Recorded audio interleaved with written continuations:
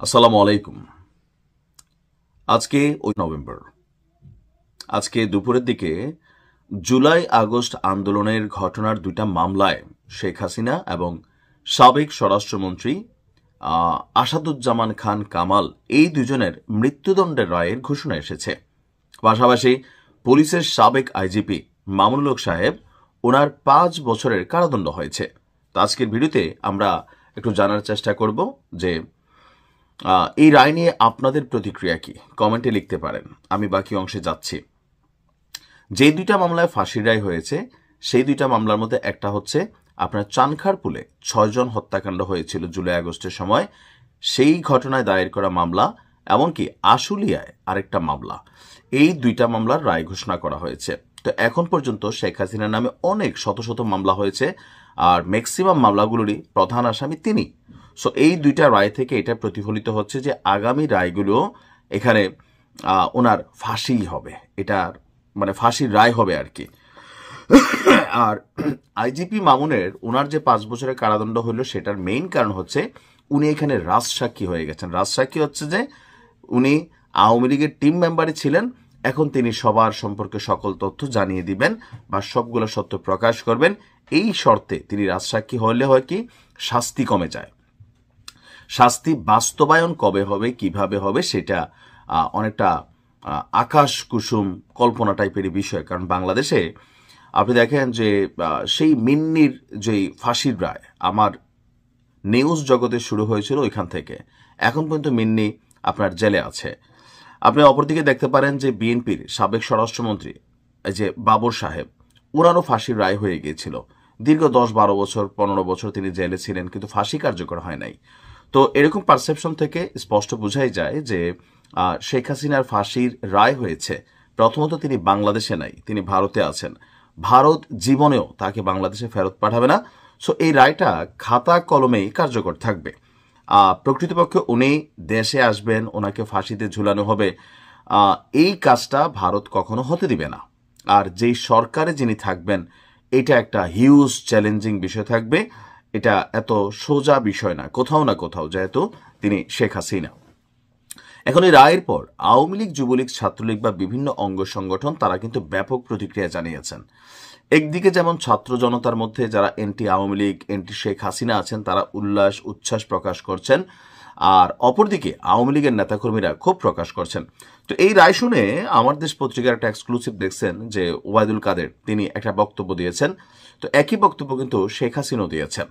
বক্তব্যটা হচ্ছে যে এই রায়গুলো পূর্ব নির্ধারিত, এমনকি এই কোর্টকে ক্যাঙ্গারো কোর্ট হিসাবেই বলা হয়েছে। যদিও এই কোর্ট সম্পর্কে এই কোর্টেই আপনার অতীতে মুক্তিযুদ্ধের যারা অপরাধী ছিলেন বা পলিটিক্যাল যারা টার্গেটেড ছিলেন কয়েকজন, তাদেরকে কিন্তু ফাঁসির রায় কার্যকর করা হয়েছে।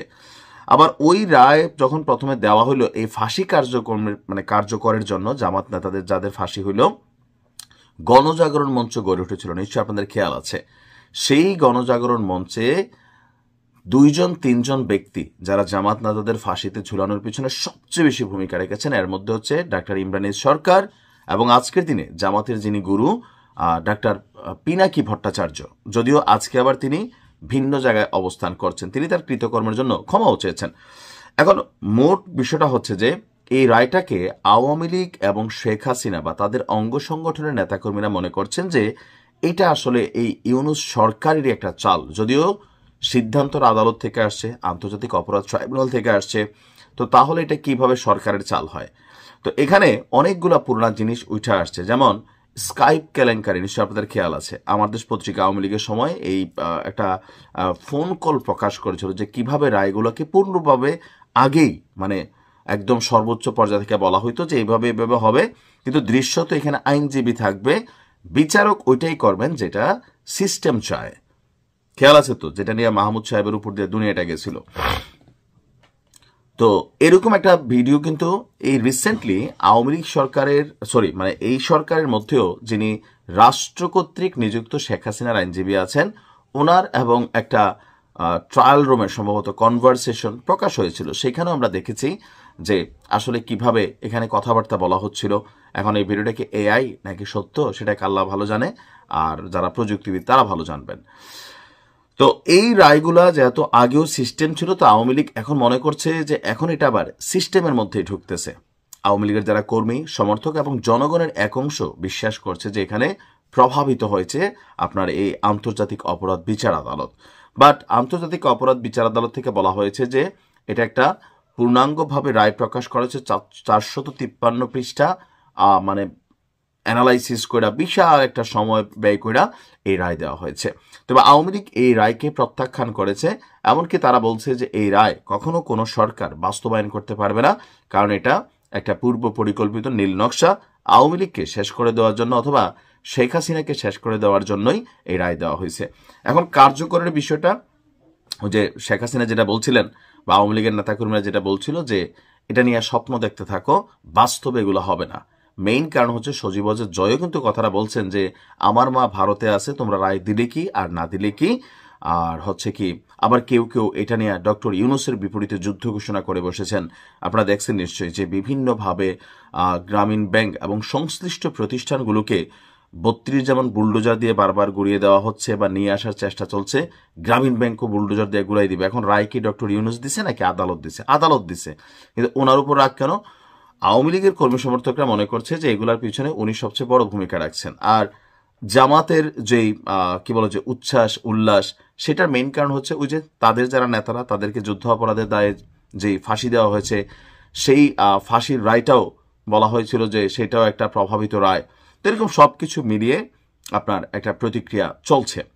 আর এর মাঝখানে আমরা দেখলাম যে ধানমন্ডি 32-এও আজকে আপনার বুলডোজার পাঠিয়েছিলেন পিনাকি এবং তার যারা সমর্থকরা আছেন সেখানে গেছেন। তো আমি আজকে দেখলাম যে পুলিশ, বিশেষ করে ডিসি মাসুদ সাহেব, তিনি যথেষ্ট বিচক্ষণ একজন ব্যক্তিত্ব। এমনকি আমরা আমাদের সেনাবাহিনীর কিছু বক্তব্য শুনছিলাম। তো সেখানে জনগণের মধ্যে, জনগণ বলতে যারা এন্টি আওয়ামী লীগ জনগণ বা এন্টি শেখ হাসিনা জনগণ, তারা সেখানে গিয়েছিল 32-কে আরেকবার ভাঙার জন্য। থাকে না যে আপনার এখন এই 32-এ যাওয়া মানে একটা বিষয়। তবে আজকে পুলিশ এবং সেনাবাহিনী যথেষ্ট পেশাদারিত্বের, ধৈর্যের, সংযমের পরিচয় দিয়েছে। একটা পর্যায়ে তারা লাঠিচার্জ বা সাউন্ড গ্রেনেড নিক্ষেপ করতে বাধ্য হয়েছে, কারণ যারা এখানে গিয়েছিলেন অনেকেই একটু সহিংস মেন্টালিটিতে ঢুকতে চাচ্ছিলেন। পুলিশের এবং সেনাবাহিনীর সাথেও তারা ইটপাটকেল নিক্ষেপ করতেছিলেন। তো স্বাভাবিক প্রটেস্টের জায়গা থেকে পুলিশ এবং সেনাবাহিনী ধৈর্যের সাথে বিষয়গুলো মোকাবেলা করেছেন। আর এছাড়া সারা বাংলাদেশের বিভিন্ন জায়গায় আমরা দেখছি যে আপনার প্রতিবাদ, প্রতিরোধ আওয়ামী লীগের পক্ষ থেকে, এমনকি নতুন কর্মসূচিগুলো অনেকে অনলাইনে ঘোষণা করছেন। তো এই পর্যন্ত দলগতভাবে বিএনপির প্রতিক্রিয়া হচ্ছে খুবই সুন্দর একটা রায় হয়েছে, জামাত তো খুবই খুশি। আর অন্যান্য দলগুলোর মধ্যে আসলে ওই রকম বিবৃতি আসে নাই। আর আন্তর্জাতিক মহলে এটার প্রতিক্রিয়া কি হয়েছে পরের ভিডিওতে জানাচ্ছি। ভালো থাকুন।